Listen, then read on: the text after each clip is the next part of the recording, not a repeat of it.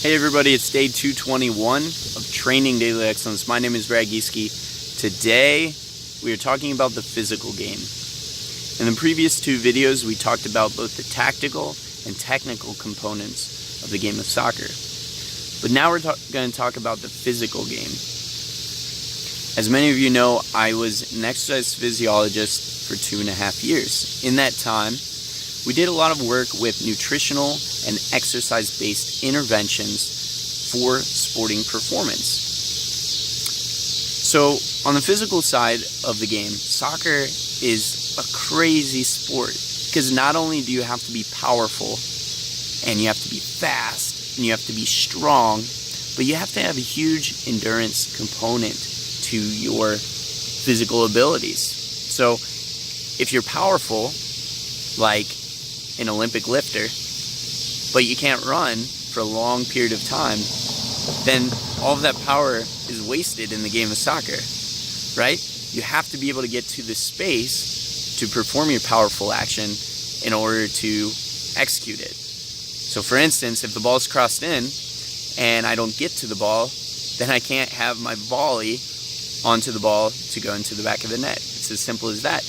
But on the flip side, if I'm only endurance oriented and the ball's crossed in, maybe I can get to it from running all the way down the other wing and getting to the ball, but maybe I'm not powerful enough to get my body between the other player and the ball to have a strike on the goal. Maybe they just push me off of the ball.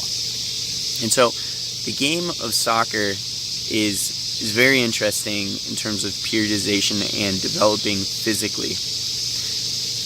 Now, the best gifts for a soccer player would be power and anaerobic or repeat sprint endurance, and then a really good endurance or aerobic base as well.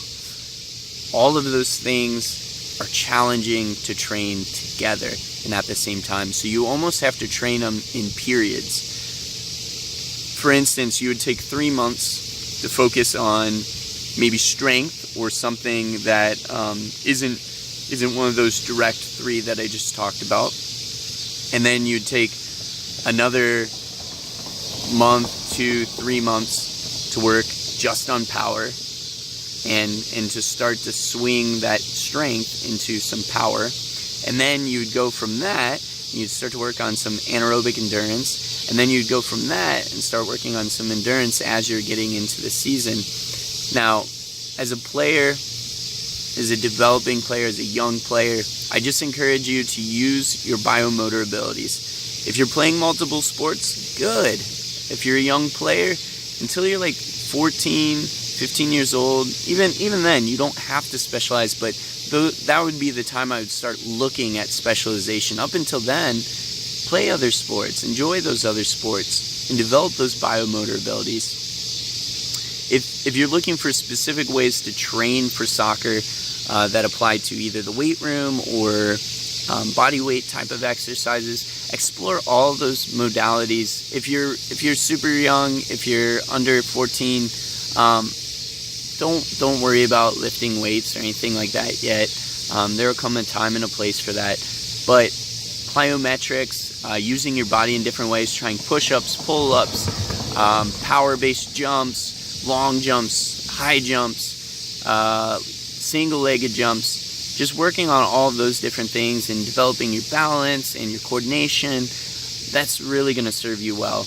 And then once you get a little bit older and you start to recognize your body type, because we're all going to have a little bit different gifts based on how we develop, just anatomically what gifts we're given on a genetic basis. So that's going to kind of come into your special qualities and what you're going to be able to perform best. So if you're 220 pounds, then maybe your top quality isn't going to be a winger running up and down the field, but maybe you're going to be a great center back at that point, and you can really embrace those qualities. So yeah, what I'm saying is explore the game, love the game, and then physically recognize your physical gifts and then utilize those physical gifts to enhance the vitality of your team.